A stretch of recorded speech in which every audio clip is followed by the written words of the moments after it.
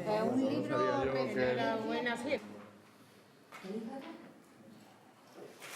Ahí ya tenemos con nosotros al delegado de Cultura, Patrimonio. Agradecer el excelente trabajo, la presentación de este ciclo, que lo tenemos aquí, los sonidos de la palabra, con 7 actuaciones que se van a ir desarrollando pues desde mañana, día 9 de marzo, hasta el 1 de julio, que terminaremos finalmente con el Castillo Rojo, pues por el trabajo desarrollado por la actual dirección de la Alhambra, por Reinaldo y por todo su equipo. Agradecer a todas las personas que nos acompañan y seguir en la línea de la cultura abierta, de la cultura en la calle y sobre todo, lo importante, de invitar a todos los granadinos a participar y a todos los turistas, que es un motivo más para acercarse a Granada durante estos ciclos. Algunas mujeres de artistas, en fin. Mañana contaré algo sobre algunas de estas mujeres moriscas, mujeres de distintos estamentos sociales, mujeres pertenecientes a la nobleza, otras esclavas, algunas expósitas, algunas mujeres de artistas,